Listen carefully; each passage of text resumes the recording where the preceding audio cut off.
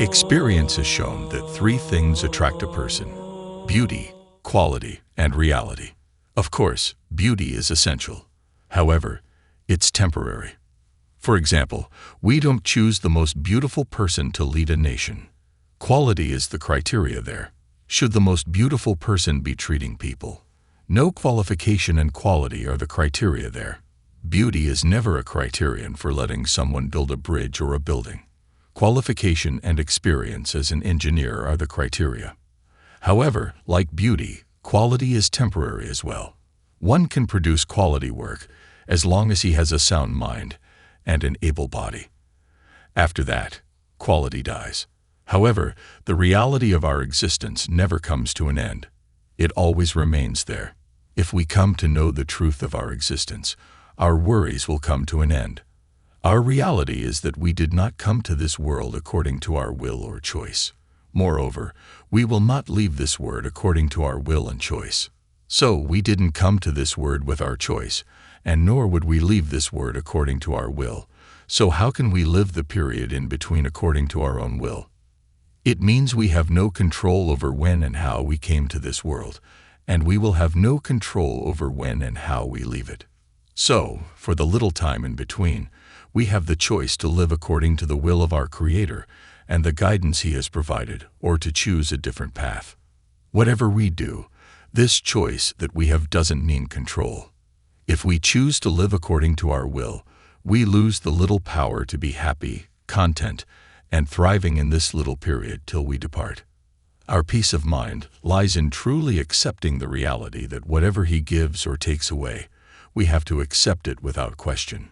Whether that's hardship or ease, accepting it with the belief that Allah has willed so for us develops an exceptional resilience and power of acceptance within us. That means you will feel hurt because of hardships when you have that power. You will feel pain because of your sickness or other problems, but you'll remain contented from within. You will have no fear, stress, or depressive thoughts, regardless of the circumstances. The point here is that the Creator is one. The decision maker is one. The granter of hardships and ease is one. We should be accepting pain the way we accept comfort. Both are coming from the same source. So, the pain from our hardships goes away the day we accept this reality.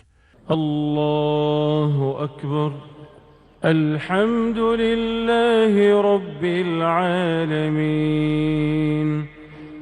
And this submission takes root in our hearts. إياك نعبد وإياك نستعين. Just like a woman who develops this resilience to suffering and pain with the decision to become a mother. She accepts all pains. She even risks losing her life because she knows the reward for her passions is excellent. So, behind every person's pain is a hidden reward from Allah. We see the compensation for hardships like fasting, going for Hajj, etc. That's why we are interested in those hardships. We want to have those trials and tribulations because we know the reward. However, we mislead ourselves and forget that we do not see the compensation for a hardship. We need to remember the reality that He is in control, and we have to live by His guidance. If you go back in history, we find that the reason not a single tear appeared in the eyes of Imam Hussein while facing brutal oppression is evidence of the fact that he understood the reality. He could see the reward for every hardship he and his family faced in Karbala. He knew the reward was so magnificent that all the pains became meaningless. So let's trust this message from our Creator and stop ignoring the reality for a little pain or pleasure in this ephemeral life.